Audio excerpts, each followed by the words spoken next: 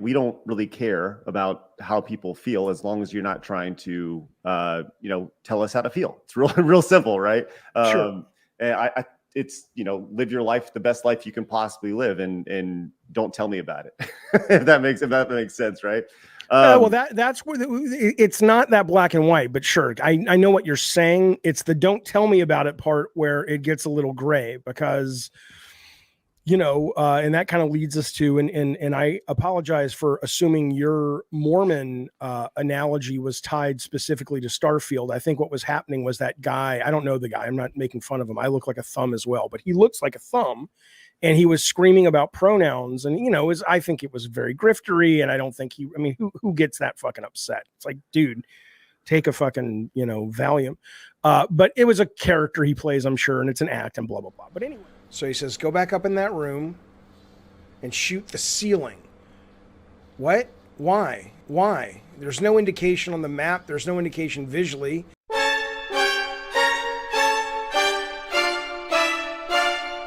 Heritage Month. Oh, I haven't been here before. That the ceiling needs to be shot. Watch this. This is ridiculous. The game did say it was super hard timing, but I mean, it's like... Oh. Oh, why would I know that? Maybe this is more where I was supposed to go. Who's to give a game a score?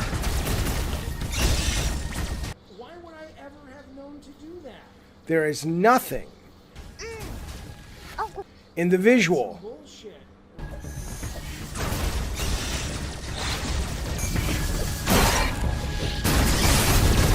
Why would anyone know to do that? They wouldn't. They fucking wouldn't.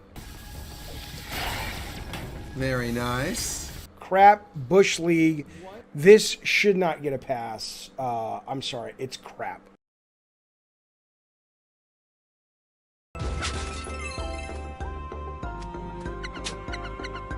Why?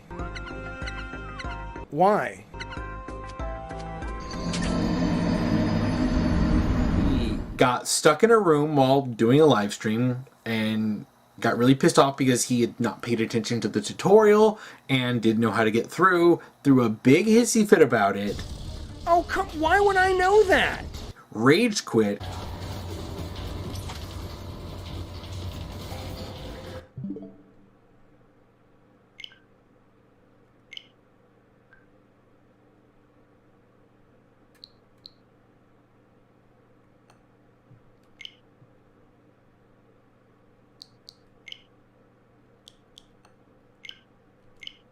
Fuck you, Metroid. You're a piece of shit. Absolute piece of shit.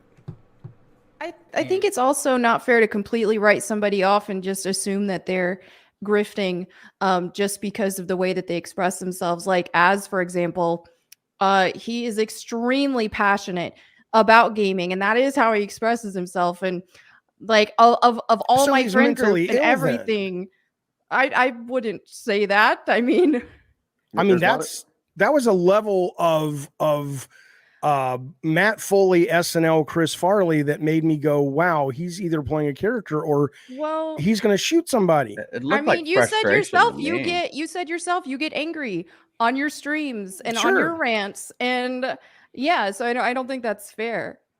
Okay, that's fine. I mean, I don't know the guy. If you genuinely think that is, he doesn't know he's on camera, and when the camera's off, he's that same way, great.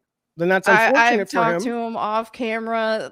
He is a very, very passionate person. I love passion. That's great. He loves very passionate about his video games and all that too. And so I absolutely believe he was genuine. Okay, great. Well, I think then he needs to see a therapist. And I don't mean that disrespectfully. I see a therapist. I don't mock people who see therapy. I think therapy is wonderful. But I'm saying that there's a point where that went beyond, in my opinion. I'm not a therapist, but when I was watching it, it went beyond going, here's the problem I have with this, and this, and whether you agree or disagree, blah, blah, blah. And it became like almost like lizard brain. Like it's like he was seeing red. And I'm like, dude, you don't have to play Starfield. You're not, just like you were saying, you're not owed listening to somebody. He's not owed Starfield. I mean, it's like, look, don't play. There's a million other games to go play. Go play those. I don't know how this is acceptable. People are coming at me on Twitter like, that's Metroid. It's always been Metroid. Then it's shit. It's shit design. Nope, I'm none of sorry, that, but thank there's you.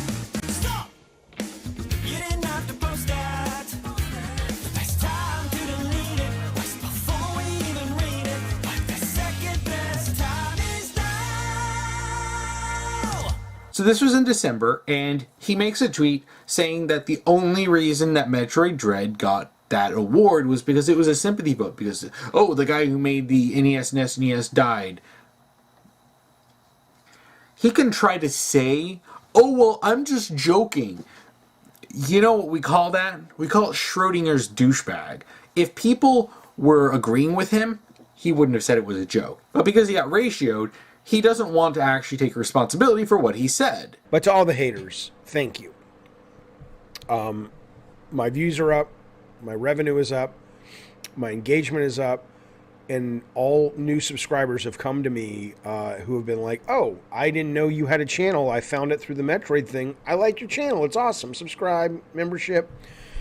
Thank you guys very much. I appreciate it. I fully expect this video to be downvoted to hell, and I also expect you to comment. Please do continue to support my channel in your own moronic way. So rookie mode, yeah, but I want Jaffe mode is what I want. I don't even care if you make it easier. What I want is a clarity, a sense of onboard. So no, I'm sorry. I'm not looking for hand holding. I'm just looking for good design. The game asks so much of you without, you know, people say, oh, you want to have your hand? No, I don't want to hold. Don't hold my fucking hand, motherfucker.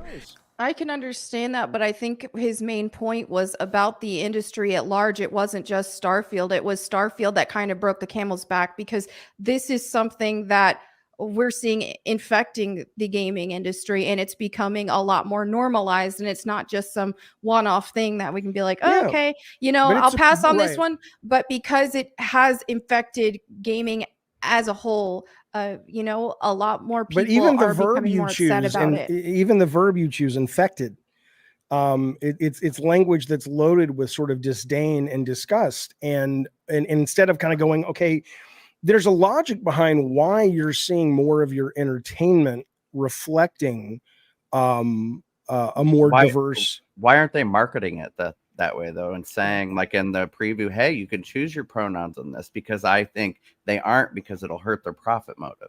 Sure. Yeah. And don't you think that then they're only putting it in the game to make certain people happy? And then what's the morality behind that if they're just doing it for money? Okay, I will tell you what every company is doing everything for money. There's not, I mean, you know, that's. But then I don't understand. That's not a gotcha. What your statement was about. Well, you see, the games are changing, and it's going with how society's changing and all that. Maybe you didn't say that, but when I watched your video, that's kind of what you're alluding to. No, so here's my take on it, because I watched y'all's video as well, where you were saying, I think you were speculating. I think you were like, well, what if 7% of America's LGBT? So why don't we only have 7% in video games reflected? Like, so 7% of video games have an LGBT character or something like that, correct? That was kind of your gist, right?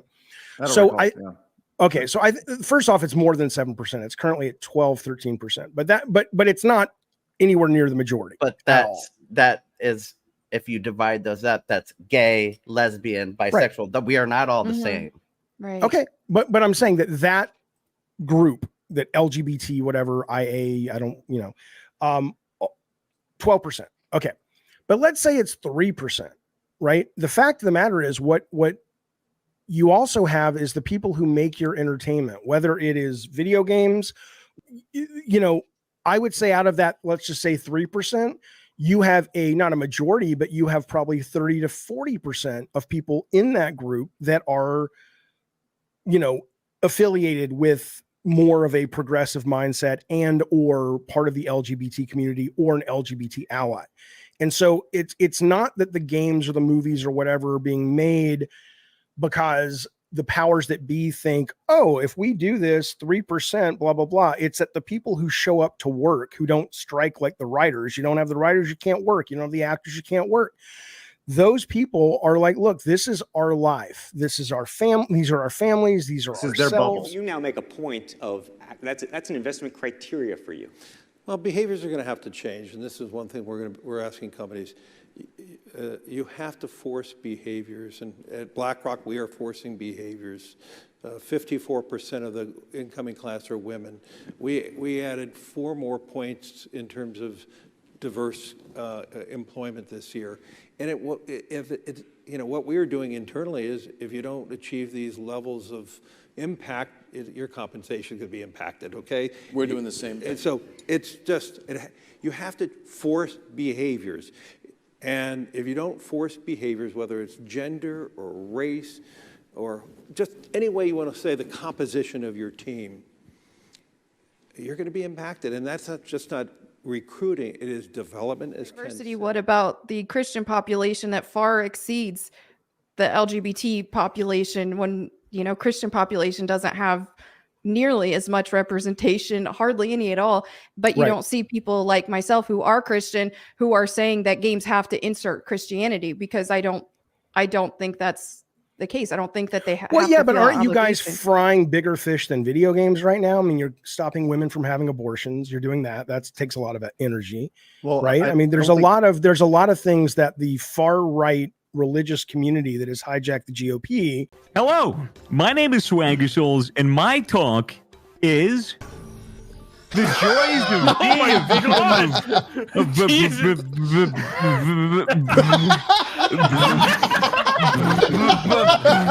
brain rot.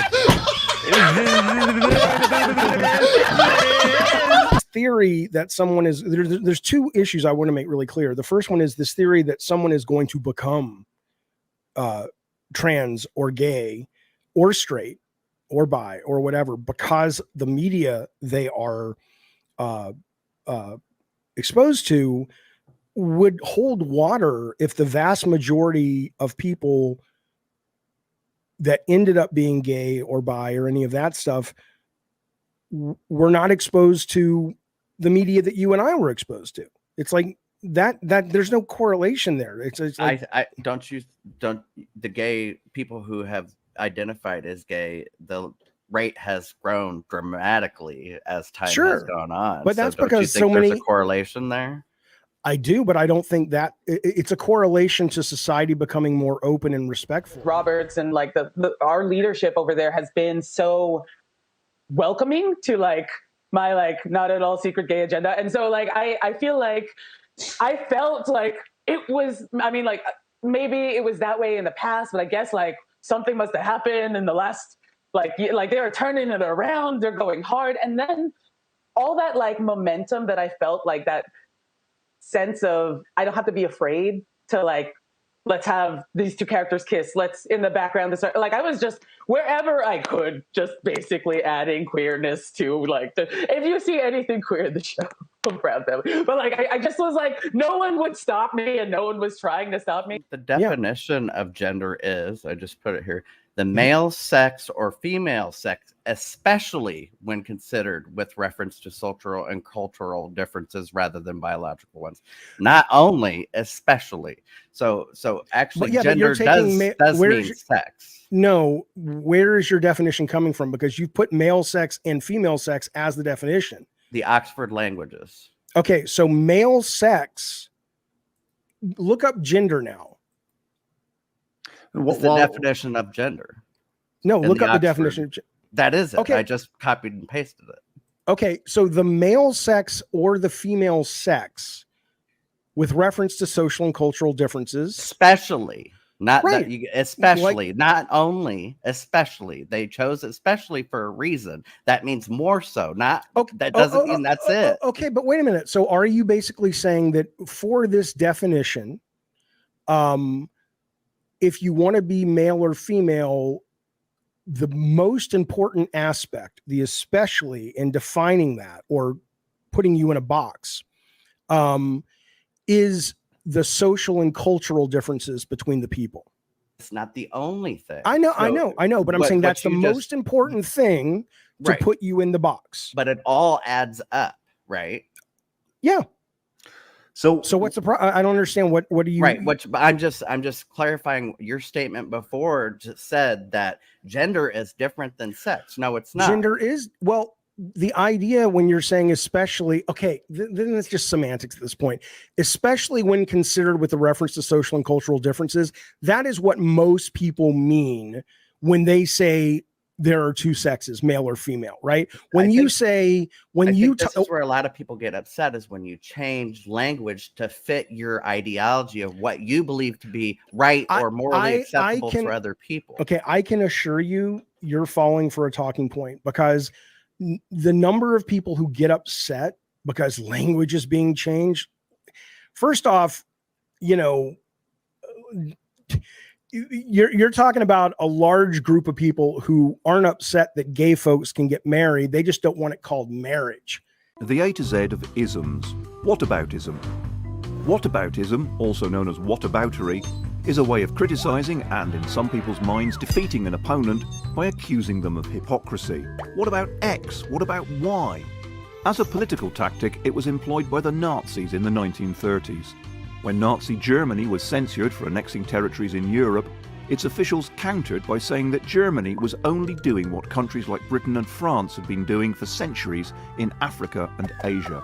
You know, come on. I mean, it's ridiculous, but fine. Assuming that it's a language problem, I can assure you most trans people, certainly that I know, don't really give two shits about the language. They want to be respected. They want to be safe. They want to be treated well. So if you want to say male, female is but they do care about the language if they want to be called they, them. That's two people. That's a plural. No, it's not. It's also a non-descriptive. Why do you, here's a better question.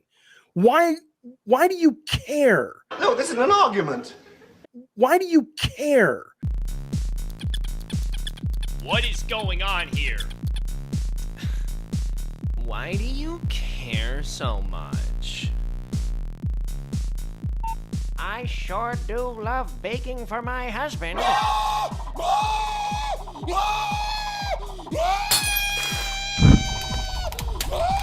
Why do you care? Deliberations of this bill, and during deliberations of this bill, we keep hearing the term respect thrown around. Respect is indeed critical in debates of legislation as sensitive as this, and there are a lot of people here who need to be reminded that respect works both ways, including people at this committee. Dr. Baker Senator Baker has already referred to comments as genocide.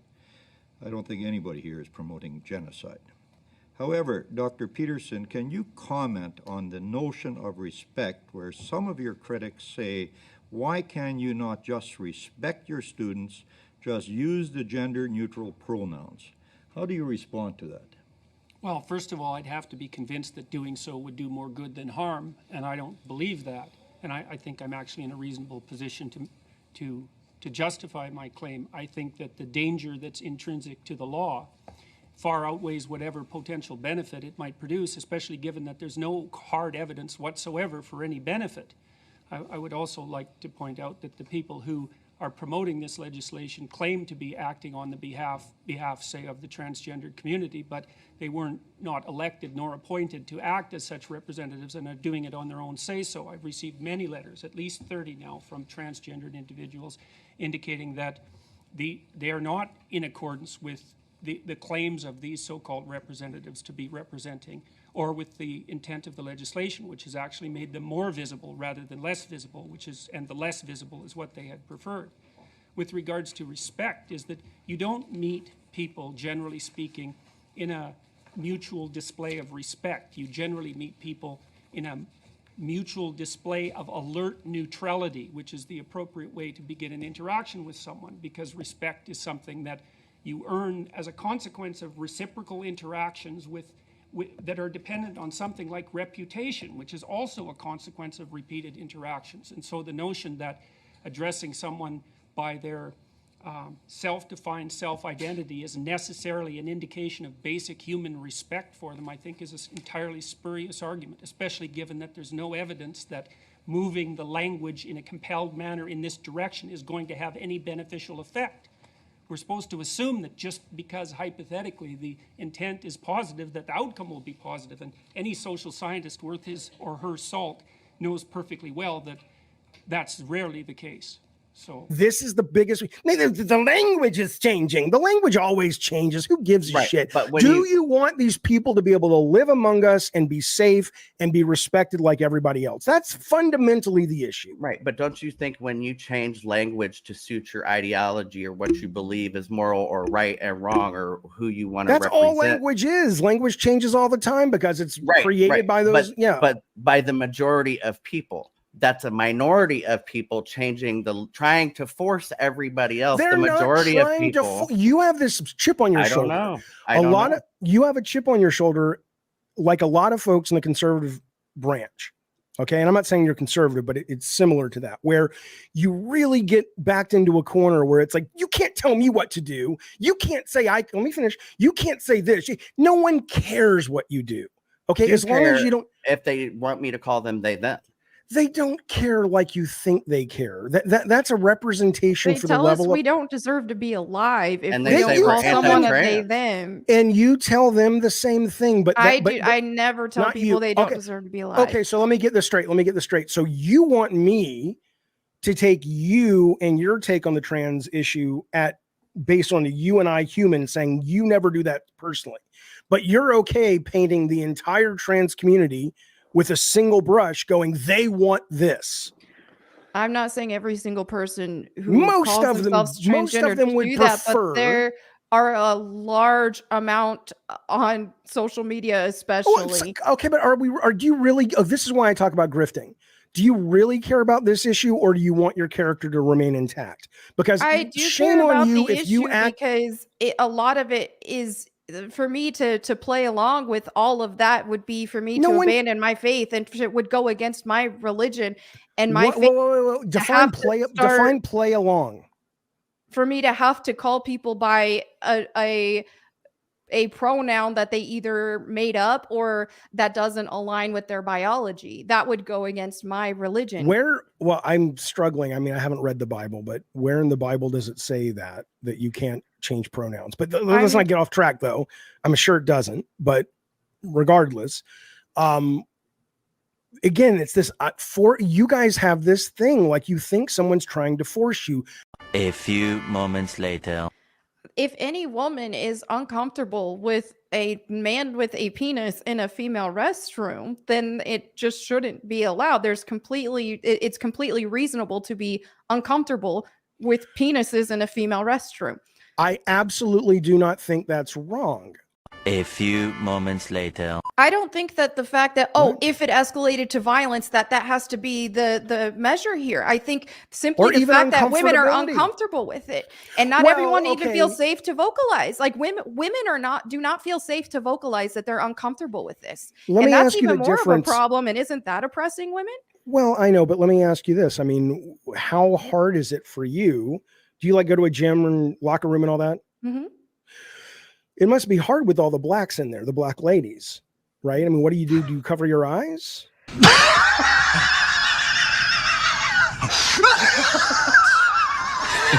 Crack talking. David, I mean, that is insane. A black woman is just as much as a woman as I am. If you go back 12 seconds later, that you get to limit other people's lives just because you're uncomfortable. But if you show you're uncomfortable because you have a valid reason that your safety is threatened, I'm right there with you fighting for it. A penis but just is what can be a weapon for women. It's just to me, it's just very reasonable for a woman to be uncomfortable and to say that's a you problem. Deal with it. That's a very sexist attitude in my opinion. It's not a sexist attitude. It is a total egalitarian attitude. It's me saying you're a woman, you're a man, doesn't matter. If you can't handle data and facts, I can't help you. If you are actually coming, look, you think there were, the idea of your uncomfortability does not trump someone else's rights. However, if they're making you uncomfortable because there is a history of that type of individual harming you, there is a history of males harming females. Absolutely a history of that. Okay, then yes, I agree with you there. But at that point, then your solution is to separate. So the men and solution women. is males should not be in private female spaces where we will be naked and in very vulnerable positions. Absolutely. I don't care what you're arguing. I don't care what sexuality they are. I don't care what they identify as. Someone with a penis should not. All I will say to you is, unless you show up with data, all you're doing is saying you're uncomfortable, and I do respect that, by the way.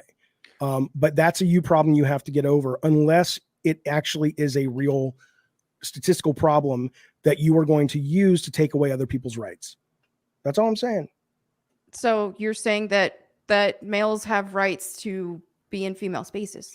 Trans women have rights to be in biological male has the right to be in female spaces.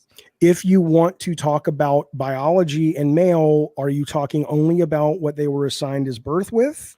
Let me, if someone with a penis penises have rights to female spaces. Okay, so let's say somebody has had bottom surgery and they now have a vagina, but they no longer have a penis. Can they be in the room? No, they're biological male. Okay, but I thought the biology was just the penis. What is it about the biology them being... goes far beyond just a penis as well. It becomes they are stronger than females are. Okay, so basically you want to have a bathroom that says you only can get into this bathroom if you can lift this weight amount. So it's really about strength, right? Male. So if there's male no and penis, female are different. No amount of surgeries is going to change that this is a male. Right, but what I'm saying is if you drill down, you're saying it's a penis. A penis is a weapon. Okay, so bottom surgery done. We've made you comfortable, Melonie. Nope, because they're stronger. Okay, so you can't open how about this? Let's solve it this way. The door, no, because that would be strong. You have to do a test before you come into the room to see how many weights you can lift or how heavy you can lift. No, Then you just have to say males don't belong in female restrooms. Easy. Okay, so what you're really saying is it's not about what you're claiming to be logic. It's that you're uncomfortable. You can't reconcile the uncomfortability, and you're trying to find logic so you don't just sound like a bigot. The logic is that males are physically stronger than females. And right, but doesn't that get solved if you have a weight limit to the bathroom? Why can't gay people use female restrooms? We feel more comfortable in there than going into I will answer that, but I'd like to get back to Melonie here. So if we had a weight, it's not just a weightlifting thing, so and it's also impractical. It's also impractical How to so? even suggest that. Okay, everybody, you have to go pee really bad. Here, lift this weight. That's impractical. Let's assume that like when you get your driver's license, male, female. No, but it's a cruel solution that takes people's rights away and makes them feel like shit. So let's assume we don't want to do that. No, right? no. It's reality. They have every right to go to the restroom. Reality is what we create, man. Listen. Let's assume we're making all kinds of assumptions, right? So let's assume that the bathroom, we have enough technology that your strength and bone density, it's a hypothetical. You can walk in like a metal detector. It won't do any harm to you though. And it's like, you're too strong to be in this bathroom. Cool. Not a problem. I'll go use the other bathroom. That's solved. The penis issue is solved. What else can I do for you? This sort of thing is what is causing all of a lot of the contention right now is the fact that the entire world has to change to accommodate people who are not facing biology, who are not facing reality. And Melonie, buddy, listen to me. I'm a logical fella. I really am. A few moments later. I'm a very data-driven person, right? And I'm big on data, and we keep going back to what is the data? What is the data, right? And is it valid data? Right. So what is the data, David, that shows that these hormones and these injections don't have long-term negative effects on the people that have used them mentally, physically, right? Mm-hmm. Where's the data that shows that? Because this is still so early that we don't have a whole lot of data. Okay, so here's what we have, and here's how I'll tell you it went with my son specifically, which is anecdotal, but when you hear the anecdote, you'll understand why the data is important. So when my son came out, it was not just like a lot of people will paint it like, hey, let's go cut off your tits. Let's start doing this. Let's start doing that. It was like, 18 months of therapy. It was 18 months of therapy with a doctor that specialized in trans, and it was also people who were not trans specialized, because we didn't want to have somebody come in and be like, oh, I'm inclined to say your kid is trans or not. My kid's a very practical kid. He's like, I want to make sure. I don't want to have any regrets, right? We went to general practitioners. We went to doctors. We did the job of parents, even though a lot of people want to paint parents of trans kids like we're crazy loony bin people who are just like, oh, fuck, whatever you want to do, baby. Here, stick some fireworks up your butt. I don't care. We parented them. We made sure that it was a healthy decision, and they had lived as a male in terms of how they presented during that year and a half. So they really kind of got the real, at least some of the real sense of it within reason. And then after about, 18 months, we were like, okay, we're comfortable moving ahead with whatever we need to move ahead with. So the data of that anecdote, though, is that decision was based on looking at two things. It was looking at the data that says the mental anguish, damage, and tragically suicide rate of kids who identify or who have gender dysphoria, which is what most of these kids are, if not all. I don't really know how but you know what I'm saying, who come out as trans, is very, very high, the suicide rate and the mental damage if they have to shove this down, especially as they go through adolescence and try to really find themselves, right? It's very psychologically damaging, leads to a lot of suicide, comparatively speaking, of other types of people. But there is data that shows that this gender affirmation care does lead to a high rate of satisfaction amongst the people who go through some variance, whatever it may be, depends on the person, of a transition and an acceptance. Okay, that data is real and that data exists. Now, are you correct that what's going to happen because at 15, 16, whatever age it was, my kid went on hormone blockers for 6 months? Yeah. Could die of cancer at 60. Could have an aneurysm at 35. But I'll tell you what my doctor told me when they put me on ADD meds. I said, well, yeah, but if I'm taking this every day the rest of my life, isn't it going to be bad for my liver when I die early? And she says to me, well, not necessarily, but you might. But what would you rather do? Live to 100 and not be able to focus your thoughts, or live to 80 and have a pretty good fucking life being focused? So it's like, yeah, you may be right. But ultimately, I'd rather have my kid suffering from some medical issues at 40 than psychologically tortured the rest of his life, let alone, suicide. So, but you're right. We don't have the data, but we have enough data to say that we're going to risk this versus this. 12 seconds later. How do you feel trans? How do you feel I don't like know. a male? Ask a trans person. I don't know that. I don't know that. I'm not supposed to know that, but it's not my job. It's not my responsibility. And more importantly, how dare me assume that just because I can't understand someone else's position, the position must not be valid. This is what they're saying. Am I just smarter than everybody else? I don't know. You're wrong. Clearly, I can't yeah. relate. Well, no. I can't relate to you. You clearly are smarter, than all of us. I think that's well established. I don't know. Well, I'm better at this than you guys are, but that's. I mean, look, dude. Not you. You're pretty good. But right. You two guys, it's too emotional. It's too emotional. Like we're emotional. You're the one who went off and said, "How dare you?" But I'm being too emotional. Okay. No. I don't mean you're expressing yourself too emotionally. I mean, I'm saying that you're allowing your emotions to get in the way of logic. I mean, one can say that about you because you have an emotional investment in this situation. I would argue that you have the most emotional stance of everybody in this situation. And nobody here attacked how you were behaving in the stream, but you did. Exactly. But that's not what I'm saying. You can say I have more emotionally invested, but you've reacted more emotionally than anyone else here has. If you have evidence to show that my behavior on this podcast, when I said something, was from emotion and not data, I would love to hear it. It was visible. Yeah.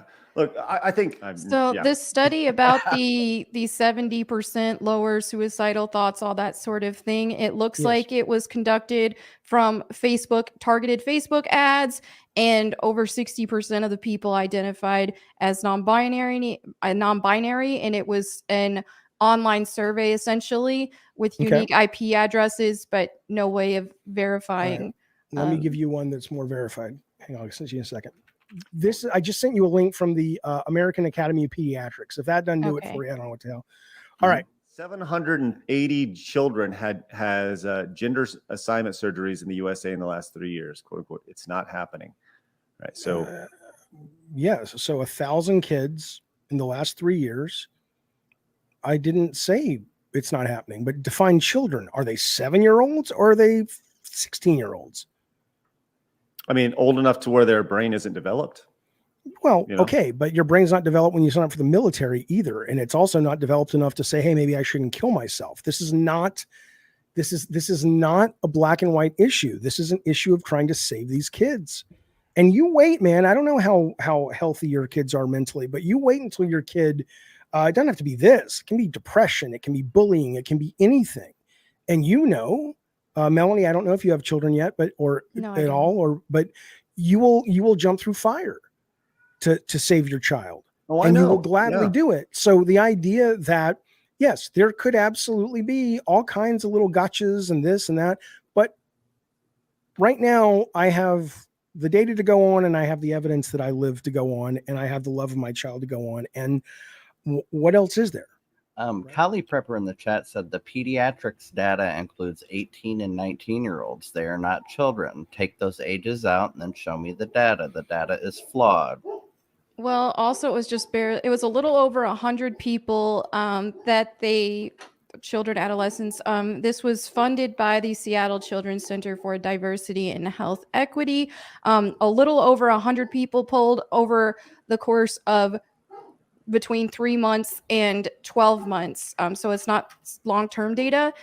And yeah, that looks like what is the right now. Okay, there's another one. It wasn't actual suicide rates that lowered either. It was just them saying that they felt less suicidal.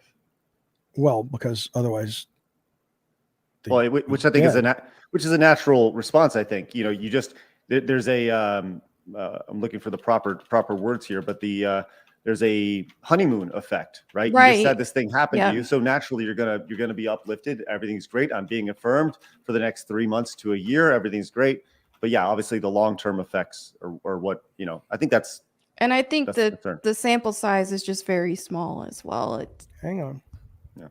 I'll send you some stuff later because there's a big sample size, but we need to take the whole line back to formula. Back to formula. Dr. Osborne. What I would say though is, again, the thing that I keep hearing is the dog seems to not want to let this bone go. I don't mean just you guys, but just this side of the discussion. And it's hard for me to believe that it's being argued in good faith only because there's so much evidence of so many other things that harm kids at a huge number. Where's the outrage? Where's the legality? Where's the like I said, what about the churches? What about the Boy Scouts? What about these instances are dramatic, but ignore the fact they're based on an invalid argument, the notion that two wrongs make a right. Whataboutism is not a useful or logical form of debate because it relies on the idea that two wrongs make a right.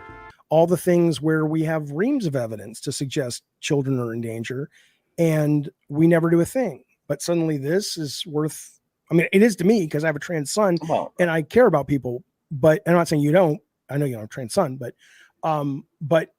why, again, it's a wedge issue. This shouldn't be. We can always do the what about, the whataboutism. Yeah, but right? whataboutism has become this thing that prevents people from being able to correctly assess the importance of a situation as it relates to other things. Just because something is whataboutism doesn't mean calling it out isn't a valid point in order to see where something is framed. Yes, you're right. It is whataboutism, but it's also reflective of maybe a group of people who aren't arguing in good faith, because if they really cared so much about children, you would think they'd go, it's like there's a giant dragon attacking the city.